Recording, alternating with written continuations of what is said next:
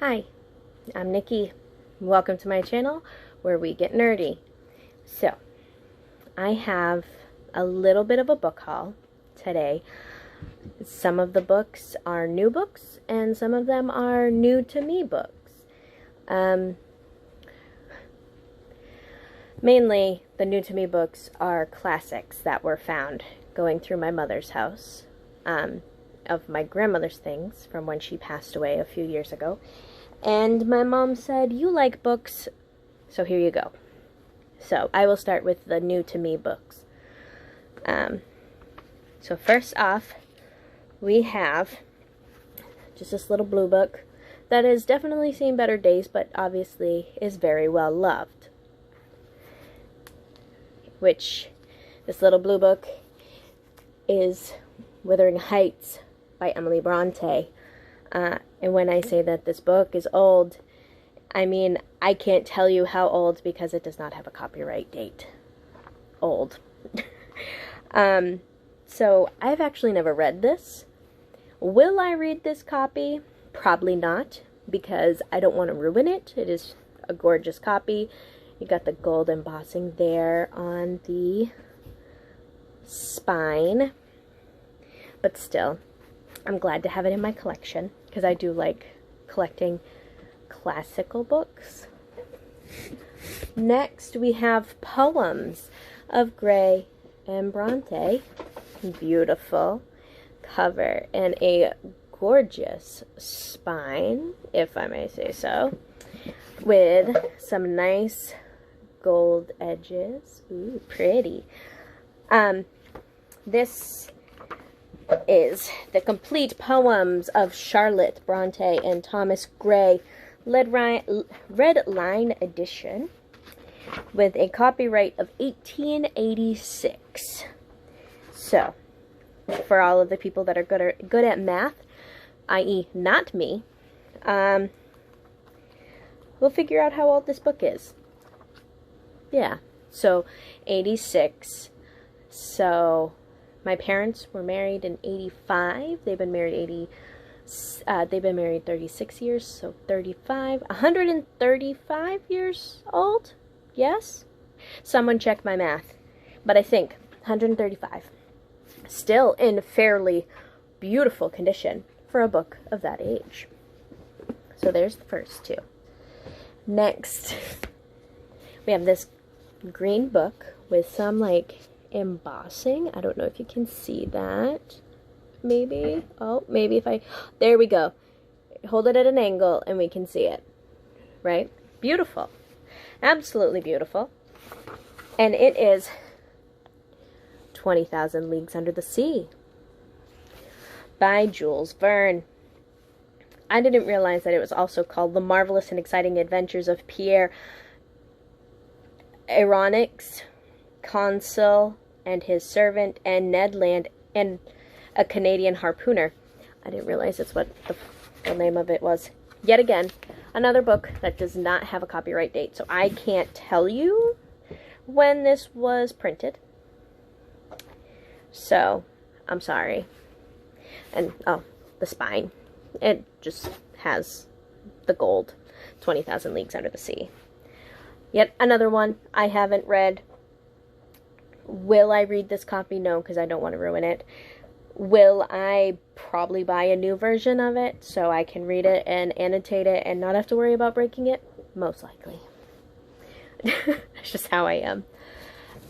Then we have this gorgeous thing, right? Absolutely stunning. Those flowers and vines. And it goes along the spine as well, but we are going to stop before the title. And then we have the rough edges. I love when they have the rough edges and they're not perfectly straight and lined up. And this book is House of Seven Gables by Nathaniel Hawthorne, which Nathaniel Hawthorne, I have read other things of his when I was in school, but I haven't read this, and I'm kind of excited. Our copyright is 1899. So we're looking at, what, 122 years old? Still, beautiful condition for a book of that age. And lastly, this one's a beast. Like, it's a big-sized book. So it says, Living Thoughts from Poet, Sage, and Humorist. And I'm sure back in its heyday, this was a stunning cover. Because look at that gold. Yeah. Beautiful. It's a beast, though. Quite large of a book. I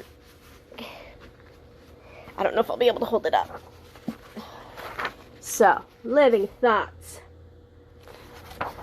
In Words That Burn, from Poet, Sage, and Humorist, a vast collection of choice literature of all ages gathered from the world's greatest libraries. Edited by Daphne Dale. Published in 1892. So that would be 129? Yes? Ish? And look, I'm sorry, this, like, that illustration is beautiful. And no one can convince me different. So, I opened this and I looked at the table of contents and recognized some things from, you know, Lord Byron, and of course things from Shakespeare and whatnot. I'm gonna guess that Chas Dickens is Charles Dickens. So yeah, it's got quite some big names in this book, and I am thoroughly excited. So we shall see. I will probably read this, but only with, like, at my kitchen table with nothing around me. So nothing happens to it. So those are the new to me books. Now the new books, which, yes, they were written a few years ago, but they're new to me in the sense that they're newer than 100 and some years. So first, we have Truthwitch by Susan Dennard. I honestly know almost nothing about this series. I know there are 3 books. There's Truthwitch, Windwitch, and Bloodwitch. And that's about it. I know that Jade from J. Raid Reads is doing a Witchlands along. It's like a read along, but about, like, this series. And that's solely the reason I was interested, because I love watching her channel. So according to the back, in the Witchlands, some are born with a magical skill that sets them apart. Safia is a truth witch, able to tell truth from lie. It's a powerful magic that many would kill for, so Safi must hide her gift, lest she be used as a political pawn. And I read you that blurb in this first paragraph, and I'm intrigued. Very intrigued. So, it's only, hold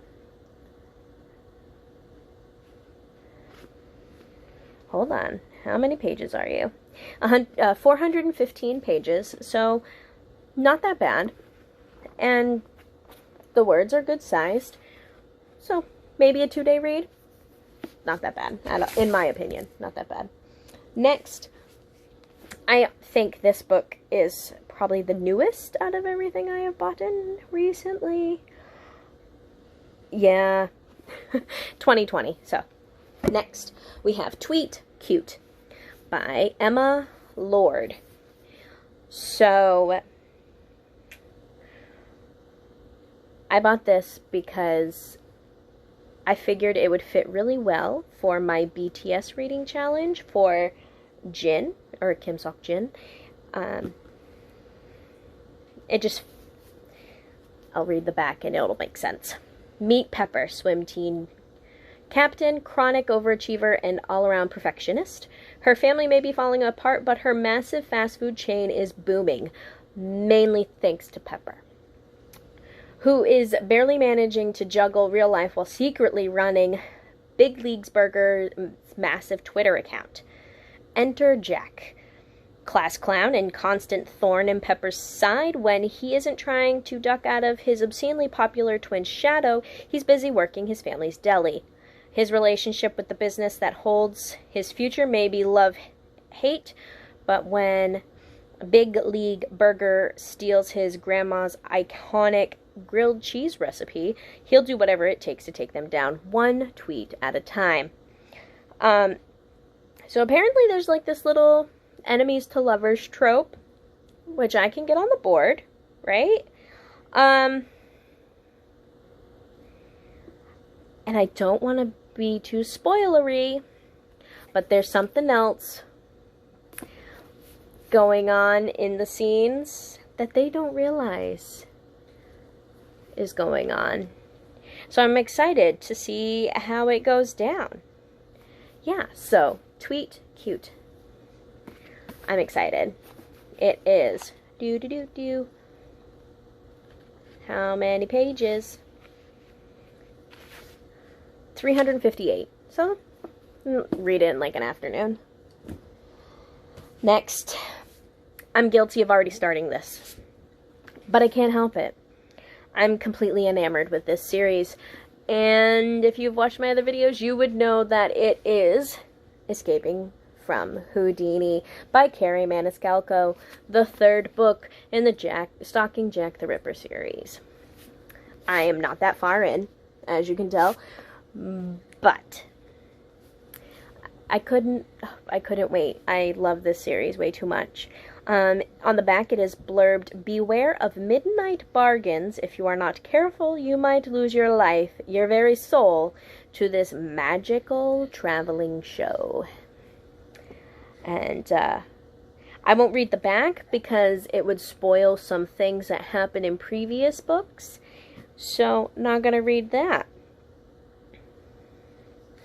I'll skip that part. So the bottom paragraph says, "For Audrey Rose, the Moonlight Carnival, with its disturbing acts and bizarre characters, becomes a nightmarish backdrop to her search for answers. With clues to the next victim's identity pointing to someone she loves, can Audrey Rose unravel the mystery before the killer's horrifying finale?"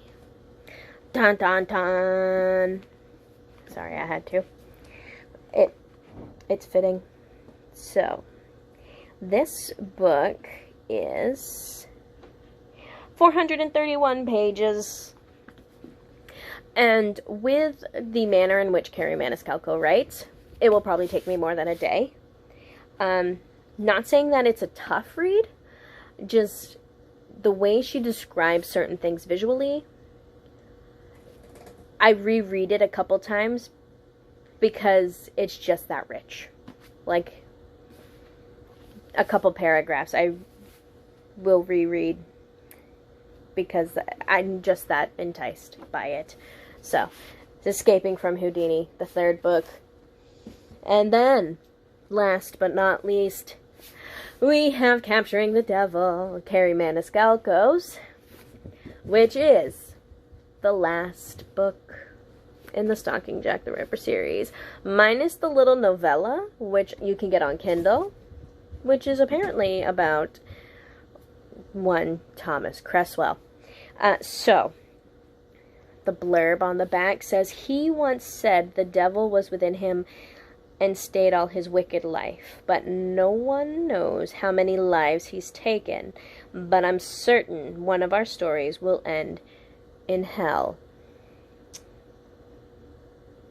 Yep, this one takes place in America, and judging from the fact that the back has a little tidbit about an infamous murder hotel and the time period, we are looking at someone very similar to H.H. Holmes.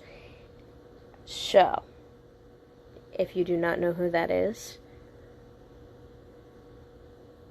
I suggest looking him up. H.H. Holmes is like one of the only serial killers that scares me more than Jack the Ripper. Just saying. So, Capturing the Devil. I'm so excited.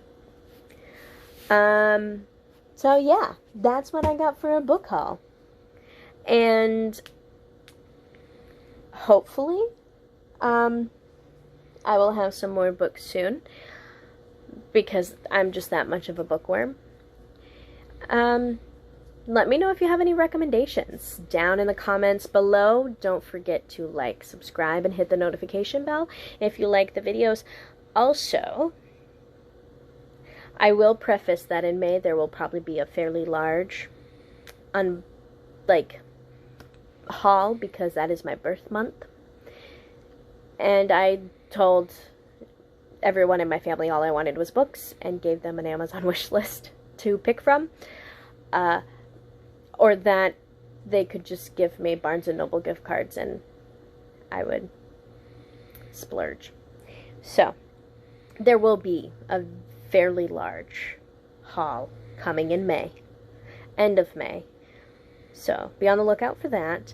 And later in the week, we're going to start some K-drama reviews.